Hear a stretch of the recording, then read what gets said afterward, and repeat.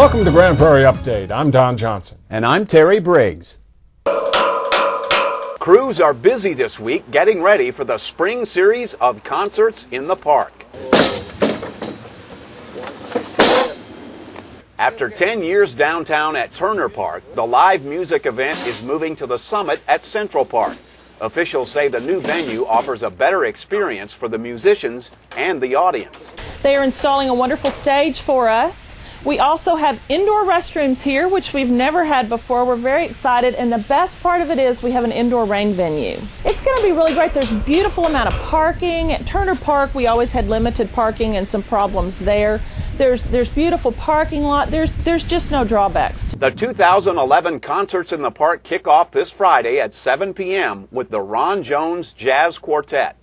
For more information, go online at artsgp.com or call 972-237-8100. 20 feet. Keep going. Come on. Keep going. Keep going. The Grand Prairie Fire Department is putting the herd on a new class of recruits. Back, boy. Let's go. Bring it. Come on. Nearly 24 fire department applicants are testing their stamina on a carefully crafted agility course. Get up there, wave at us. Officials say the course is designed to simulate the physical and mental stresses of a real fire scene, like climbing up and down 4 flights of stairs. The whole test is designed and scheduled out to test an individual's stamina as they go through. All the events are timed. There's scheduled rest breaks in between. So the applicants are taxed to the limit and then given a small rest time to recoup and then taxed again. And it tests their overall physical ability pretty thoroughly. One rung at a time. There you go. And the weak economy may be the reason the number of applicants is climbing. This year we had 90 people show up to take the entrance test, and that's a pretty good number for us. Last year, the year before, we were right around 60. So with the economy down, we're having a few more applicants. Make sure you touch your last rung.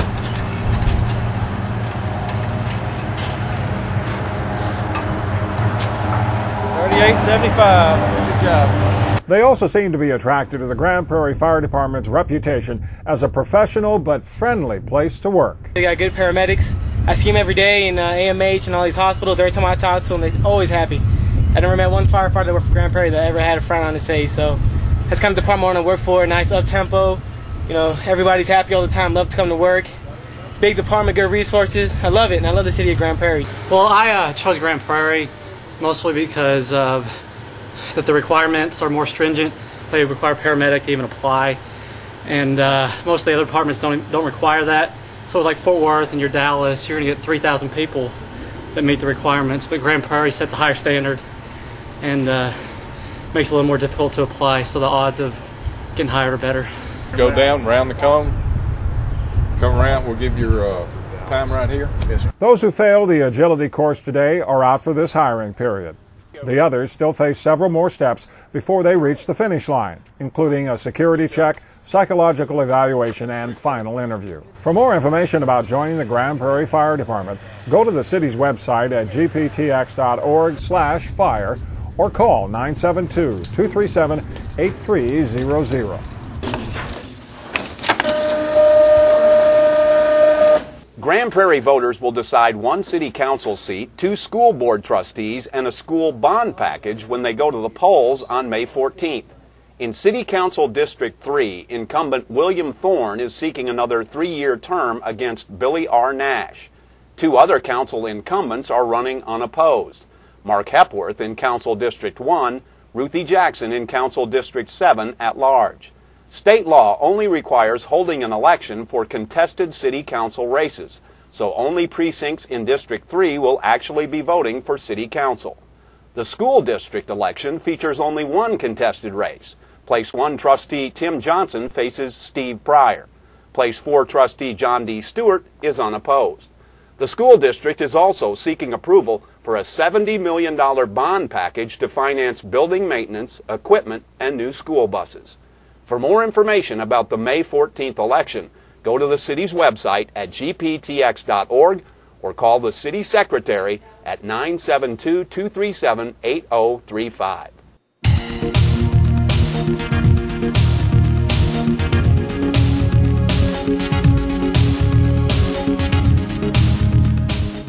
This fence is getting to the point where it's going to have to be replaced pretty soon. In some sense, Grand Prairie's code enforcement officers have been asked to play the role of referee, and many times it's an easy call. This fence is what I would consider to be a dilapidated fence. The fence is leaning. The fence should be upright and not leaning.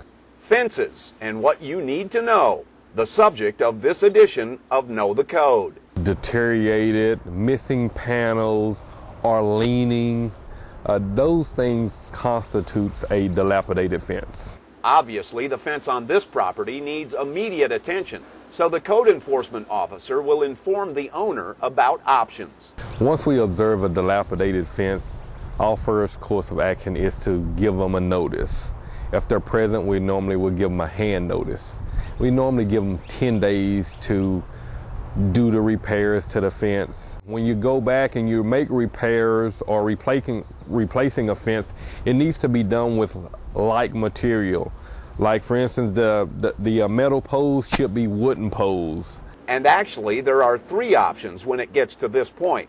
You can repair it or replace it, but you can also remove it, unless it is what is known as a required fence. If your home is near a commercial property, it's called a required fence. That means the fence has to be there and maintained. And normally a required fence separating residential property from commercial property, that fence is normally put there by the commercial property owner.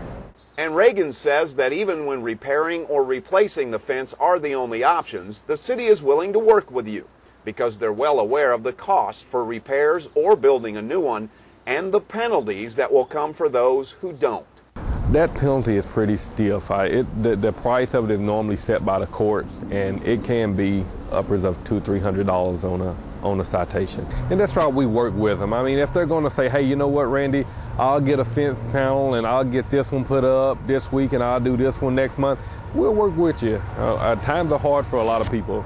Yeah. So we don't mind working with you at all. If you have questions, you can call the Grand Prairie Code Enforcement Division at 972-237-8296 or log on to the city's website, gptx.org, and follow the links to code enforcement. And now you know the code.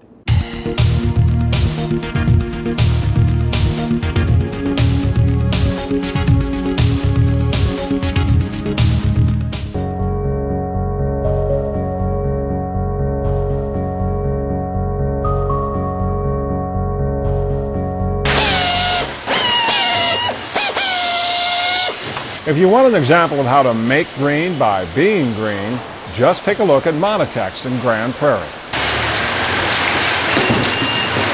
This local business is the destination for thousands of obsolete computers, monitors, printers, and other electronic devices.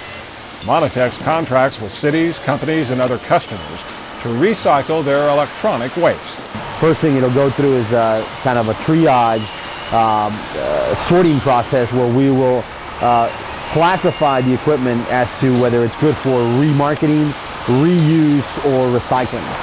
The time is anywhere from 7 to 12 days for a truckload of equipment that comes in. By the time it makes its way through the sorting process, through the demanufacturing process, and then all the way to its individual end product. According to Segovia, about 20 to 25% of the material is refurbished and resold. The rest is shredded or pulverized for scrap. The biggest change I think we can say that we've had is just the size. The scale of the operation has definitely grown over the years. It started out small as we fine-tuned our process, and we created some efficiencies and some better processing methodologies.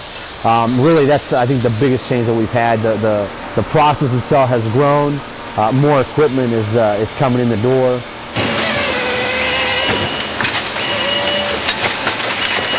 Segovia says the Grand Prairie plant has developed into one of the highest volume e-waste processors in the Southwest.